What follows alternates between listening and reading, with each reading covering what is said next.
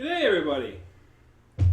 Well, I normally cover furry news on this channel, and obviously I've been kind of diverging a little bit. So, to kind of transition my way back from real world news back to furry news, I think I have the perfect video.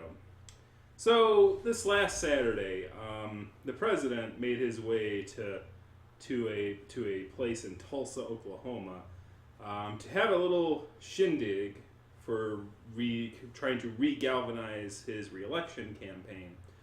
And he said, it's going to be great. It's going to be millions of people there. It's going to be like the Grand Galloping Gala with people who like the Grand Galloping Gala. It's probably going to have some people with some interesting philosophies enjoying the show, if you know what I mean.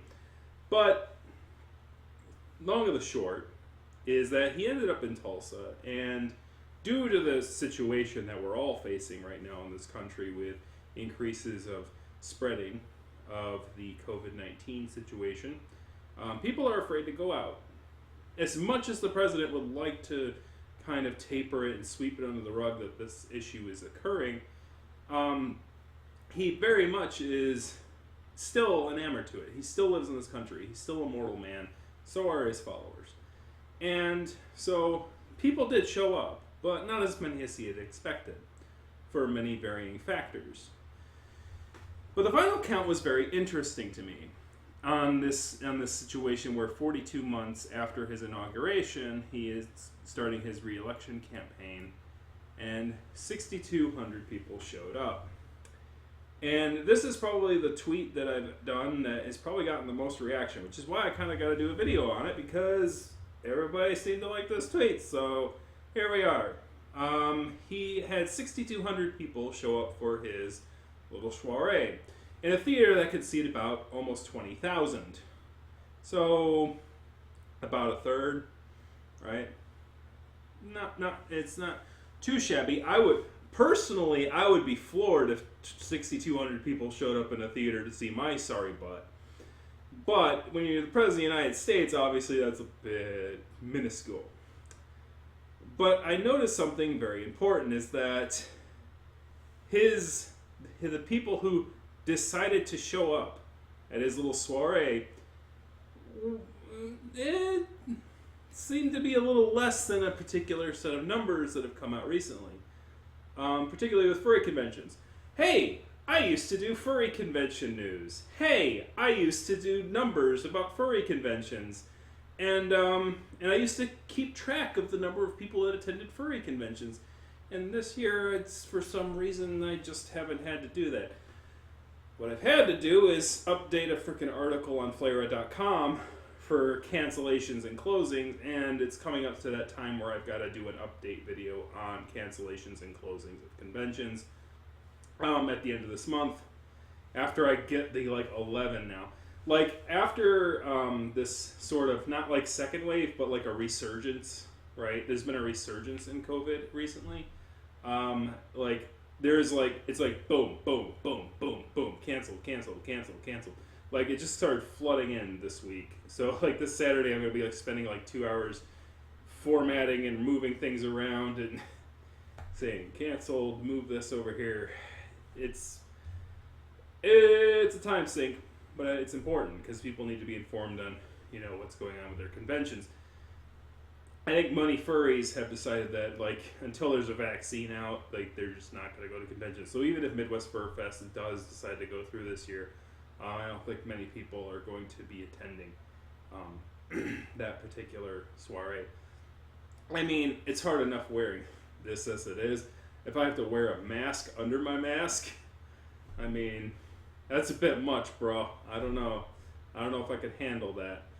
But for safety, yeah, I don't know. I'll probably wait it out too. But anyways, but what I noticed here is that, so what are the numbers? So he does have, well, not those numbers. That's different. Not you. You. Right here. So I had to dust off my old convention thing. The red ones were the numbers that were supposed to be projected for this year. But, projections, they only work when the world's going, normal. So basically, Anthrocon is 0, Biggest Little Furcon is 0, Eurofritz is 0, Furry Fiesta is... Actually, I think Furry Fiesta happened this year, didn't it? It did. I've got to update that one. Furry Week in Atlanta, 0. Like, they had a virtual one, but, I don't know if you can really account attendance on that. Megaplex, I think, is also 0. I think that one's also closed. So, especially now, like, if it hasn't, then, Jesus, what's happening in Florida right now is just like, no. Like, I don't think so. If it hasn't canceled yet, it will be canceled pretty shortly. But what you can see here is that of the 2019 numbers, which we'll look at because those are the official ones, Anthrocon and Midwest Fur Fest had more furries attending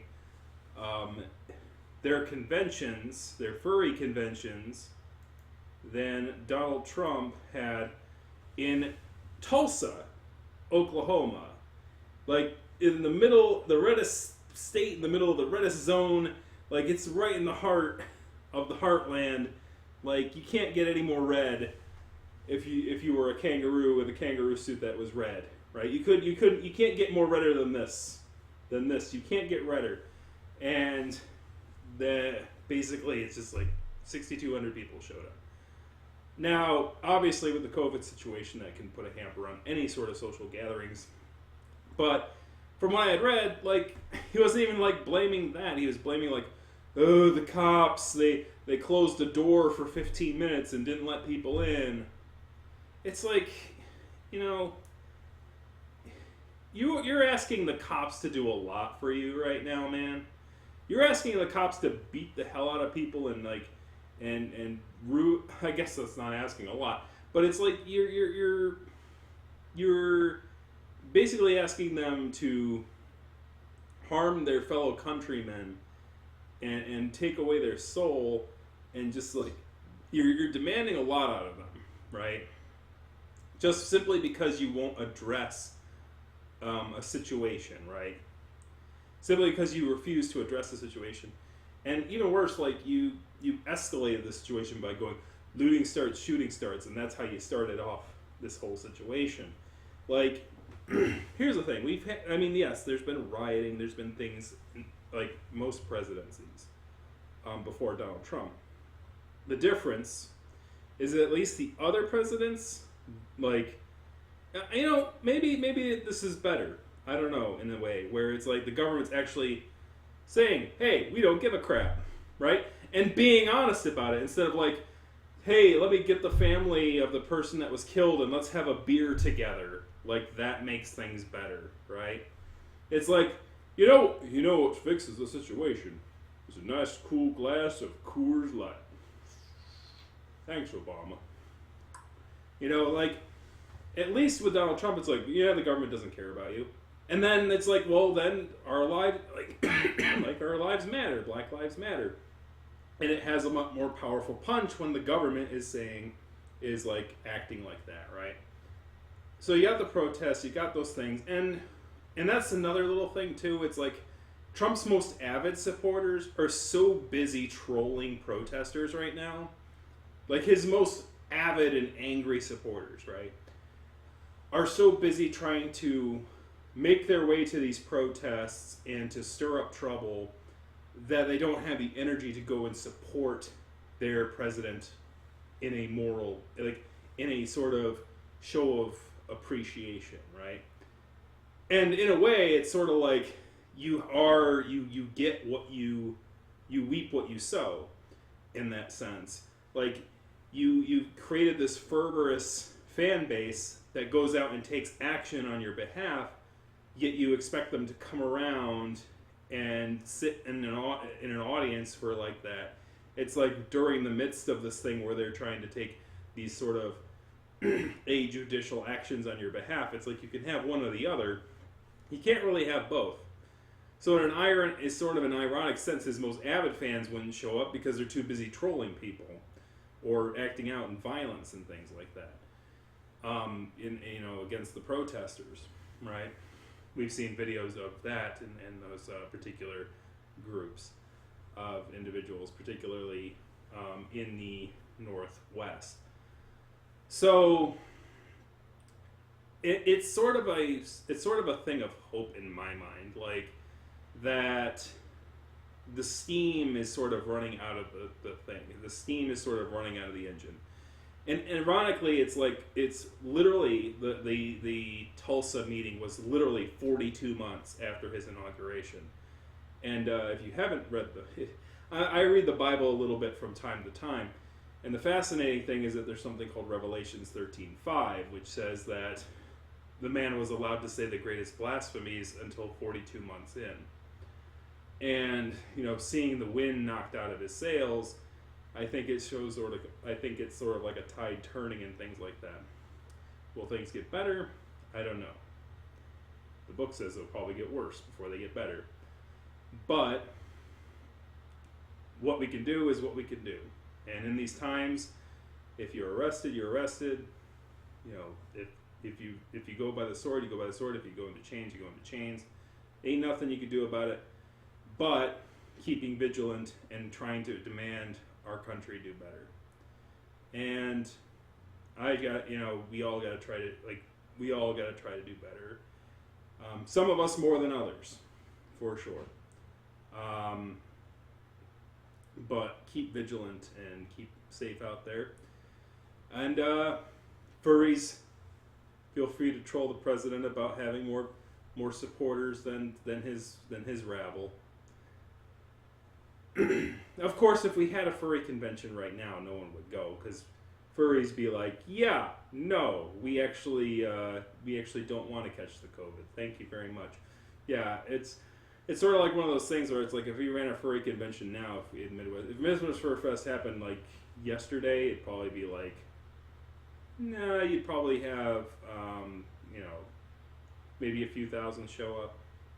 But I think most furries are health conscious enough to understand and science conscious enough to understand why that would not be in their best interest or the best interest of their fellow companions, and that we know how to use the internet, we know how to connect by wire, and as long as we can use the internet to socially engage with one another, even if it's at a distance, and we've adapted pretty well to that through our virtual spaces and things like that. So as things continue, I think that'll help galvanize furries to do, to help each other in these kind of trying times, and hopefully help particularly be there for those who are people of color in this fandom, as they're dealing with additional stresses on top of the COVID situation, having to deal with the stresses of,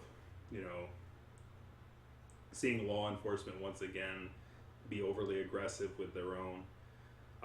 So, be there for one another, be there for your neighbors, because the government won't be, right?